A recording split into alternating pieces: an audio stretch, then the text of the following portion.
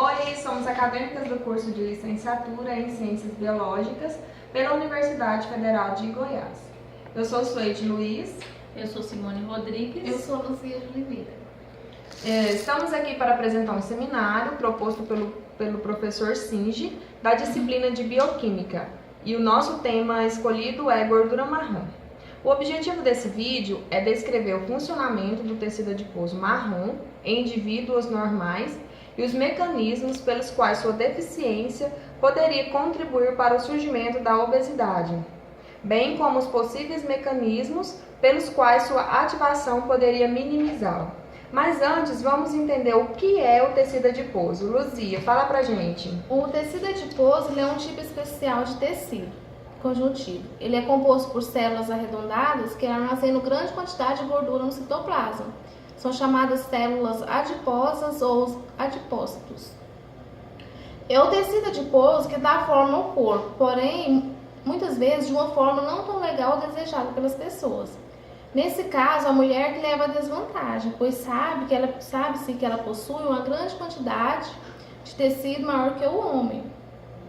Enquanto que nos homens a porcentagem atinge cerca de 10 a 15%, nas mulheres é de 20 a 22%, ou seja, nós temos mais chance de possuirmos as temidas gordurinhas localizadas.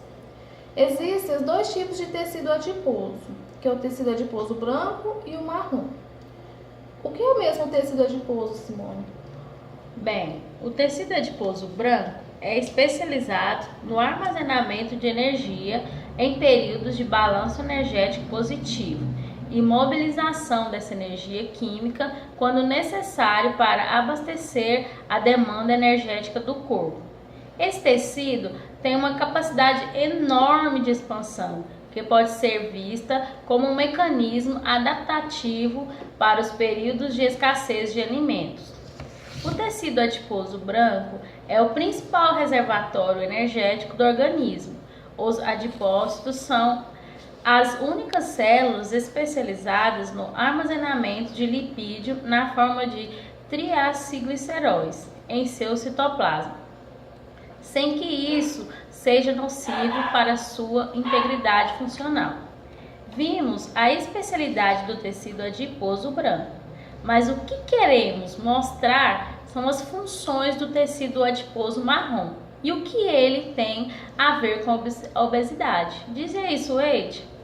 O tecido adiposo marrom localiza-se nas variadas e diferentes espécies, podendo ser encontradas nas regiões interescapular, subescapular, axilar, intercostal e também ao longo dos vasos sanguíneos principais, abdômen e tórax.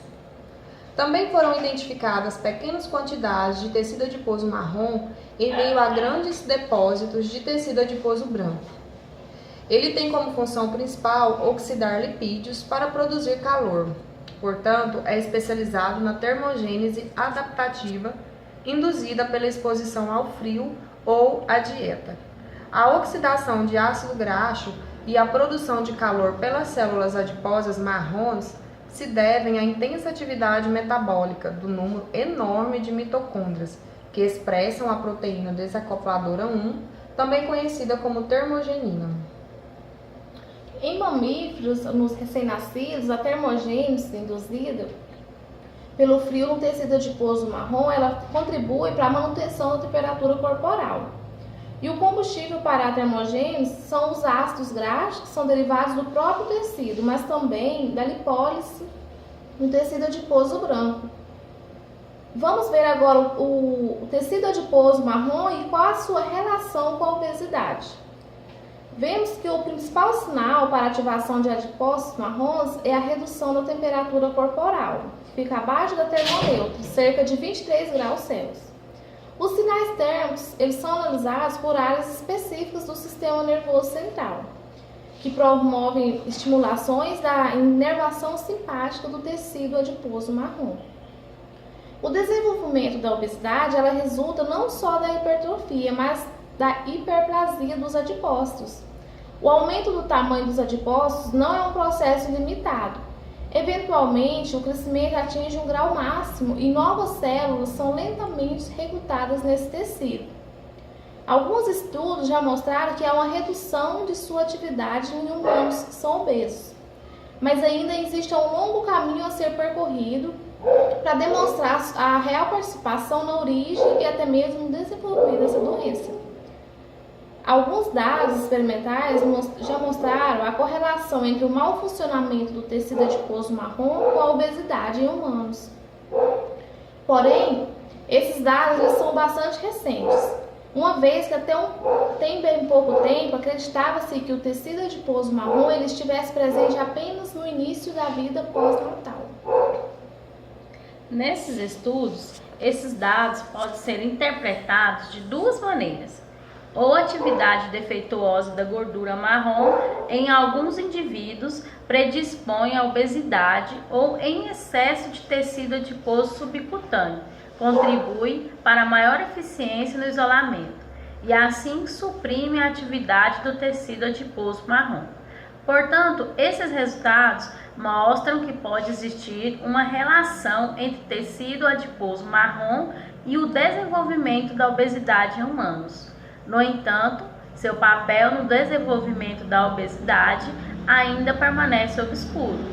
Entretanto, alguns dados da literatura mostram que a presença de tecido adiposo marrom intermuscular em quantidade elevada protege contra a obesidade induzida pela dieta e os diabetes. Assim, métodos para estimular a geração e ativação do tecido adiposo marrom podem conduzir a novas intervenções para promover a perda de peso e o aumento na sensibilidade à insulina. Ainda há dados na literatura que demonstram a efetividade de certas drogas usadas no tratamento da resistência à insulina, que se manifesta em indivíduos obesos. Algumas dessas drogas poderiam ser consideradas para o desenvolvimento de terapêuticas para aumentar o fenótipo de adipócitos marrons no tecido adiposo branco, que efetivamente poderia conduzir a uma redução nas desordens associadas à obesidade.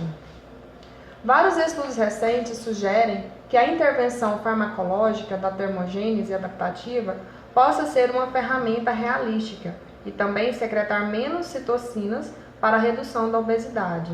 O desenvolvimento de drogas que possam aumentar a formação de células adiposas marrons ou possam induzir a diferenciação do tecido adiposo branco em tecido adiposo marrom seria um extraordinário acontecimento para a sociedade científica. Embora alguns estudos demonstrem que pode haver a conversão de adipócitos brancos em adipócitos marrons, mais estudos devem ser realizados a fim de identificar os fatores envolvidos nessa diferenciação. Todas essas investigações elas poderão culminar com a descoberta de formas eficazes de promover a atividade do tecido adiposo marrom, reduzindo assim a eficiência metabólica, causando a redução de peso em indivíduos com problemas de sobrepeso ou mesmo obesos, e impedindo que essa alteração metabólica ela possa acontecer em indivíduos magros. Afinal, a termogênese defeituosa é que leva ao ganho excessivo de peso, ou a grande quantidade de gordura que inibe a atividade do tecido adiposo marrom? Mas, se é ou não, ainda não foi comprovado. Mas, para quem não quer ganhar aqueles quilinhos indesejáveis, o importante é ter uma alimentação equilibrada e acompanhada de exercícios físicos. Também concordo. Até a próxima. Até a próxima.